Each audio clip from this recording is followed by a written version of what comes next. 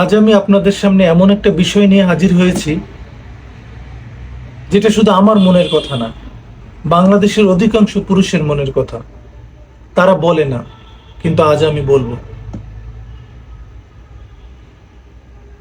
আমার মা ভিডিও বার্তায় সোশ্যাল মিডিয়ায় আমাকে কুলাঙ্গার সন্তান হিসেবে দোষী সাব্যস্ত করেছে। হ্যাঁ, আমি তার সাথে একমত, আমি কুলাঙ্গার সন্তান। কারণ আমি পলাশ শাহ হতে চাই না।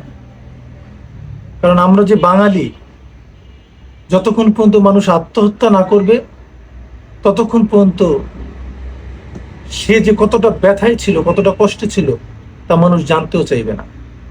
বেঁচে থাকলে সে কুলাঙ্গার, যখন সে আত্মহত্যা করে মরে যাবে তখন সে সবাই বলবে যে আহা, কত কষ্টে ছিল ছেলেটা। তা আমি তো সেই পলাশ শাহ হতে চাই না। হ্যাঁ, আমি কুলাঙ্গার। কারণ কি জানেন, যখন আমি বিয়ে করি তখন আমি আমার মাকে রাজি করেই তারপর বিয়ে করি। কারণ আমি আমার মাকে এতটাই ভালোবাসি যে চাইলেই আমি পালিয়ে বিয়ে করতে পারতাম, আমি অন্য যে কোনোভাবে বিয়ে করতে পারতাম। কিন্তু আমি জানি যে আমার মা আমার জান্নাত, তাকে আমার রাজি করেই বিয়ে করাতে হবে। সেটা কি আমার অপরাধ হয়েছে? সেজন্য আমি কুলাঙ্গার ছেলে। আমি কুলাঙ্গার ছেলে কেন জানেন? বিয়ে করেছি 14 বছর, এখন পর্যন্ত আমি আমার স্ত্রী এবং সন্তানদের তার বাবার বাড়িতে এক রাত্র ভালোভাবে থাকতে দিতে পারিনি, তাদের অধিকার প্রতিষ্ঠা করাতে পারিনি। সেজন্য আমি কুলাঙ্গার। গোটা 3 তলা বিল্ডিং, পিছনে আর একটা 1 তলা বিল্ডিং, এতগুলি রুমের মধ্যে, এতগুলি ফ্ল্যাটের মধ্যে আমাদের জন্য একটু জায়গা হয় না। সেই জায়গা আমি জোর করে নিতে চাই না। এই জন্য আমি কুলাঙ্গার। আমি কুলাঙ্গার কারণ ছোটবেলা থেকে আমার জন্য মাকে একটা নালিশ শুনতে হয় না। এই জন্য আমি কুলাঙ্গার। আমাদের পারিপার্শ্বিক যে অবস্থা, সেখান থেকে আমি আমি সবসময় চেয়েছি মা এবং স্ত্রীর মধ্যে একটা ব্যালেন্স করতে। যে মেয়েটা সমস্ত কিছু ছেড়ে একজন মানুষের সাথে সারা জীবনের জন্য থাকতে চায়, তাকে যদি ছেড়ে দেওয়ার কথা বলা হয়, সন্তান নিয়ে তাকে যদি ছেড়ে দিই, তাহলে আমি সুসন্তান। আর আমি ছেড়ে দিতে পারছি না, সেজন্য আমি কুলাঙ্গার সন্তান। আচ্ছা, আপনারাই বলেন, মায়ের মুখে হাসি ফোটানোর জন্য 2 সন্তান নিয়ে আমি আমার স্ত্রীকে ছেড়ে দিলে কি বেশি ভালো হয়? এটা কি একটা সুন্দর সমাধান হয়? যদি হয়, তাহলে আপনারা বলবেন। ভবিষ্যতে যদি আমাকে আরেকটা বিয়ে করায় একদম তাদের পছন্দ মতো, সেখানে যে সুখ হবে এমন কি কোনো গ্যারান্টি আছে? আমাদের বিবাহিত জীবনের 14 বছরের মধ্যে 8 বছর কিন্তু আমরা কোনো সন্তান নেইনি। 8 বছর কি যথেষ্ট সময় নয় দুইজন দুজনকে জানার জন্য? নিশ্চয়ই আমরা হ্যাপি কাপল ছিলাম। যেখানে আজকে 3-4 বছরের মধ্যে একটা সংসার ভেঙে যায় সন্তান না থাকলে, সেখানে আমরা 8 বছর পর্যন্ত কিন্তু নিঃসন্তান অবস্থায় চমৎকার বন্ডিংসের মধ্যে আমাদের পারিবারিক যে সহাবস্থানটা ছিল। কোন মা না চায় যে তার সন্তান স্ত্রীকে নিয়ে, সন্তান নিয়ে সুখে থাকুক? সেখানে উল্টো আমার মা বোন আমাকে প্রস্তাব করে যে বউ ছেড়ে দাও, যত টাকা লাগে।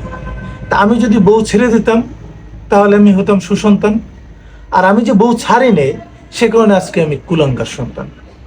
আপনারা খেয়াল করেছেন, আমার মা যখন কুলাঙ্গার সন্তান হিসেবে আমাকে আখ্যায়িত করছিলেন, তিনি তখন একটা স্ক্রিপ্ট পড়ে পড়ে করছিলেন। আমার মা যদি আমার উপরে কষ্ট পায় বা কেউ যদি কারোর উপরে কষ্ট পায়, সেই কষ্টের কথাগুলো তো অনর্গল মুখ থেকে বেরোয় আসবে। সেজন্য কি কোনো স্ক্রিপ্টের প্রয়োজন হয়?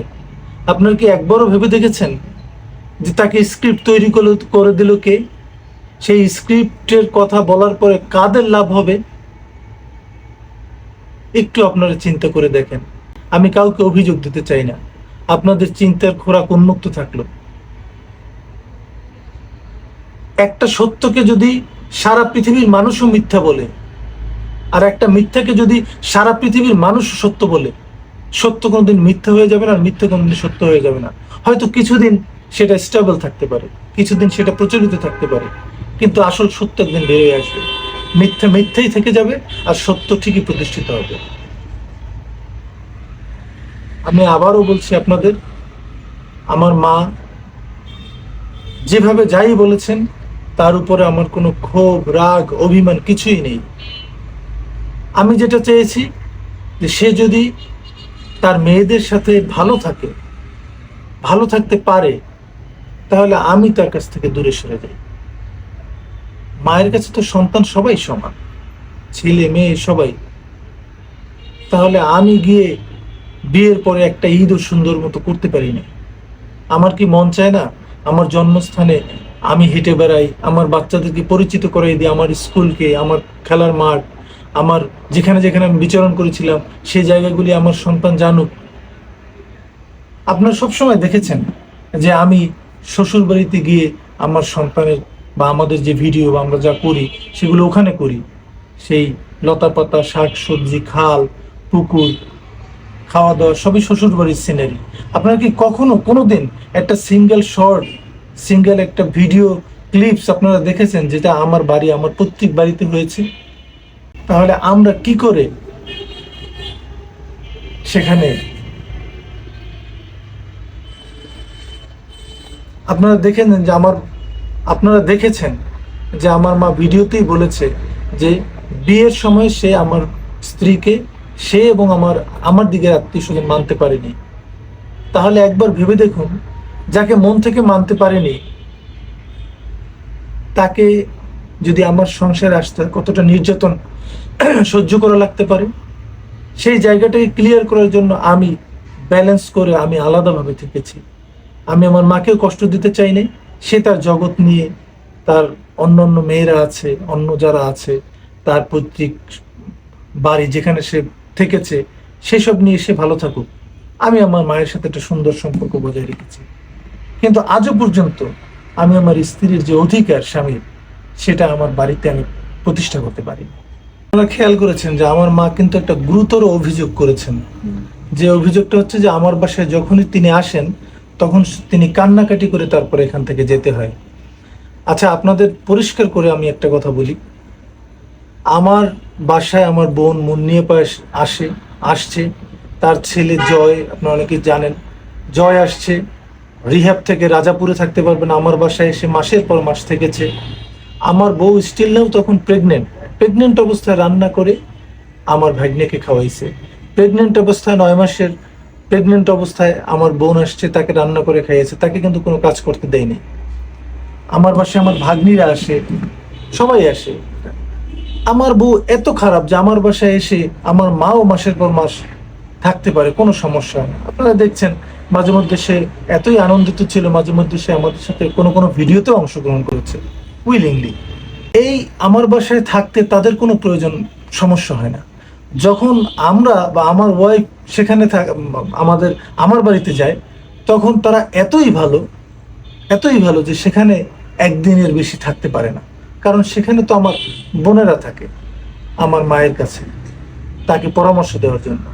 এটা কি সকল পরিবারে আছে কিনা আমি জানি না, তবে ননদ যদি বাড়িতে বিয়ের পরে থাকে তাহলে আমার মনে হয় যে এই ধরনের একটা সমস্যা অনেক পরিবারই, অনেক বাঙালি পরিবারই বিদ্যমান। যখন আমাদের বাসায় যখন আসবে তখন আমার বউ খুব ভালো, যখন আমার বউ আমার বাড়িতে যাবে তখন আমার বউ খুব খারাপ। বিষয়টা কেমন হয়ে গেল না? তারপর আমার মা, তার যে দাবি, সে এই বাসায় আসে নাতিদের জন্য। খুব সুন্দর, নাতিদের সে এতই ভালোবাসে যে যখন এই নাতিরা বাড়িতে যায় বেড়াতে তখন সে দাদা বাড়ি বেড়াতে যেতে পারে না, নানু বাড়ি বেড়ায়। একদিনও তাদের সৌভাগ্য হয় না যে দাদা বাড়ি গিয়ে বেড়াতে। দাদা বাড়ি গিয়ে যখন বেড়াতে যাবে তখন সে তো আর ওখানে রান্না করে খায় না, সে তো মেয়ের কাছে খায়। তো সেখানে আমরা গিয়ে কি খাবো? সে এতই বড় লোক, আমাকে এতই টাকা পয়সা দেয় যে আমার সন্তানদের যে একবেলা খাবে সেই খাওয়ার অ্যারেঞ্জমেন্ট সে করতে পারে না। আমার মা নাতিদের এতই ভালোবাসে যে আমরা যখন বেড়াতে গিয়েছি তখন বাসায় তালা মেরে রেখেছে। তো তালা মেরে রেখেছে, আমি সকলকে বলেছি যে তালাটা খুলে দাও, কারণ আমার বাচ্চার দুধ, আমার মোবাইলের চার্জার, ল্যাপটপ সবকিছু ওখানে ছিল। কেউই খুলতে পারে না, বাধ্য হয়ে পুলিশের দ্বারস্থ হয়েছি। পুলিশ এসে অনুরোধ করেছে যে বাচ্চার অন্তত দুধ যেটা খাবে সেই দুধটা দেওয়ার জন্য। সেই দুধটাও আমাকে দেওয়া হয়নি রাতে। পরবর্তীতে সকালবেলা এসে সায়েমের কথা বলল। সায়েম আমার খুব কাছের ছোট ভাই, আমার জন্য বিপদেও পড়েছে। সায়েমের কাছে আমি ক্ষমা চাই এখানে, কারণ আমার জন্য সে বিপদে পড়েছে। সায়েম গিয়েছে আমার সাথে, আমার ছোট চাচা টুকু চাচা গিয়েছে, গিয়ে আমি ব্যাগটা উদ্ধার করে সেখান থেকে দুধ টুধ নিয়ে আমরা সেখান থেকে চলে আসি। এতই ভালোবাসে যে আমরা সেখানে একবেলা থাকার সৌভাগ্য হয়নি, সেখানে তালা দিয়ে রেখেছে। এই হচ্ছে আমার স্থান আমার বাড়িতে।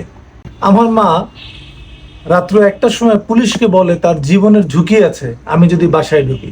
তা পুলিশ অনুরোধ করলে আমরা তো পাশে আছি, জীবনের ঝুঁকি কি, আপনার মেয়ে থাকে দোতলা, আপনি তার সাথে থাকেন, তারপরে গেট খুলবে না। তা পুলিশ তার জীবনের নিরাপত্তার যদি এতটাই ঝুঁকি থাকে, তা আমার মা কি করে আমার বাসায় এসে থাকে? আমি কি এতই কুলাঙ্গার সন্তান যে আমার জন্য আমার মায়ের জীবনের ঝুঁকি? কাদের পরামর্শে? আমার কষ্ট হয় ভেবে যে আমার এই সোনার মা এরকম হয়ে গেছে। কাদের পরামর্শে? মায়ের আর একটা গুরুতর অভিযোগ ছিল যে সে আমাকে সব টাকা পাঠিয়ে দেয়। আচ্ছা, আপনারা সবাই এখন সবকিছু বোঝে, একটা রিক্সা চালক এখন অনেক কিছু বোঝে।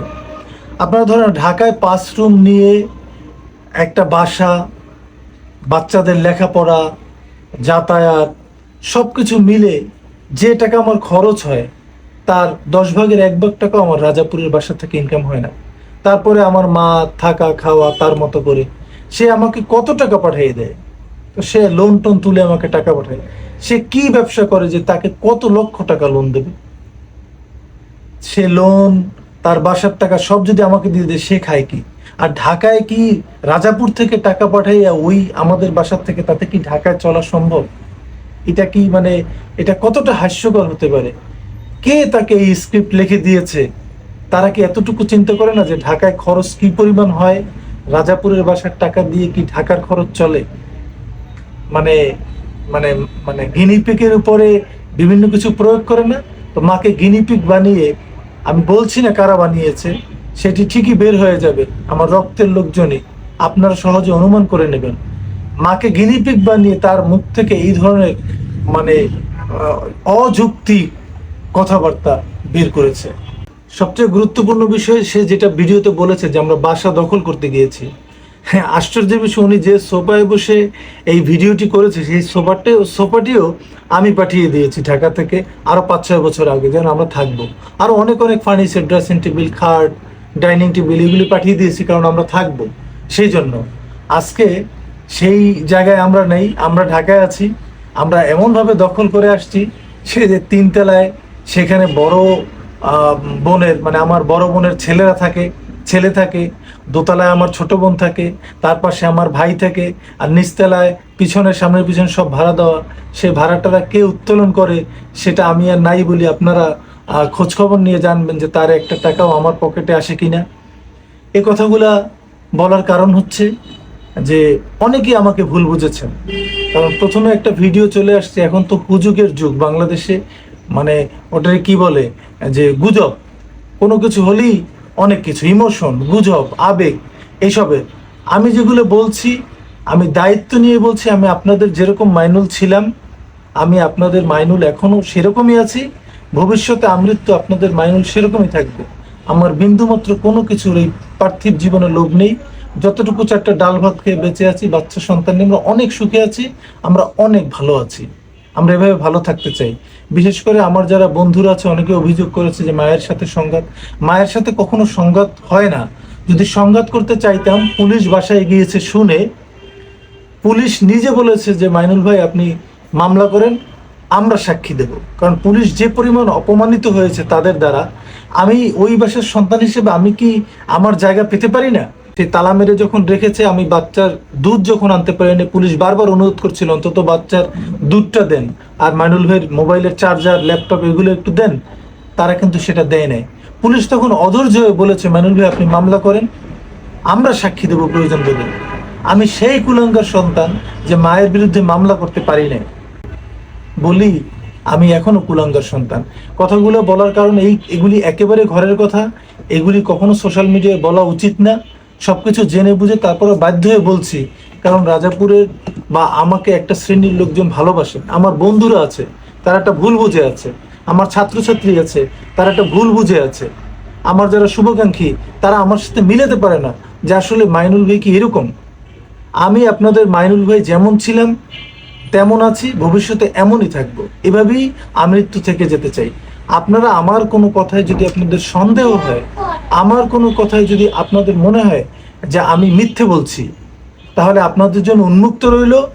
আপনারা আমাদের বাসায় যান, খোঁজ খবর নেন। আমার বড় ভাই আছে, আমার বড় ভাইয়ের সাথে কথা বলতে পারেন। যদি আমার মধ্যে মানে কথার মধ্যে কোনো রকম সন্দেহ হয়, আমার চাচারা যাদের রেফারেন্স আমার মা দিল, তাদের সাথেই কথা বলেন আপনারা যে কি হয়েছিল। আপনারা একদম খোলাসা হয়ে যাবেন। আপনাদের সাথে এরকম একটা বিষয় নিয়ে কথা বলতে হবে, আমি এটা কল্পনাতেও কখনো ভাবিনি। আপনারা সবসময় আমাকে ভালোবাসেন। আমার শুধু এতটুকুই চাওয়া যে আমি আপনাদের যেন সেই ভালোবাসার জায়গায়, সেই বিশ্বাসের জায়গায় থাকতে পারি। আমার এই জীবনে আর কিছু চাওয়া পাওয়ার নেই। আপনারা সবাই ভালো থাকবেন। সর্বোপরি আমি আমার মায়ের উদ্দেশ্যে বলবো যে মা, আমি তোমাকে অনেক ভালোবাসি। আমার মনের অজান্তে হোক বা আমি ইচ্ছে করে হোক, যেমনি হোক, পরিস্থিতির শিকারে হোক, এই তোমার সাথে অন্যায় করে আমি সেজন্য ক্ষমা চাই। তুমি তোমার মতো করে ভালো থাকো। তোমার যেমন ভালো মন চায়, যেভাবে ভালো থাকতে মন চায়, সেভাবে তুমি ভালো থাকো। তবে তুমি সব সন্তানকে সমান চোখে দেখো, কোনো সন্তানকে আলাদাভাবে দেখো না। এতে হয়তো আমি তোমার বিরুদ্ধে কোনো অভিযোগ করব না, কিন্তু সৃষ্টিকর্তা কিন্তু বৃদ্ধ, মানে বয়স কম, এসব বিচার করে, সে কিন্তু বিচার করে না। তার কাছে কিন্তু সবই সমান। তুমি আর মানুষের কথা না শুনে তুমি তোমার মনের কথা শোনো। যা তোমার মন চায় তুমি সেই কথা শোনো। তোমাকে সবসময় ভালোবাসি, সবসময় তোমার সুস্থতা কামনা করি, সবসময় চাই তুমি ভালো থাকো।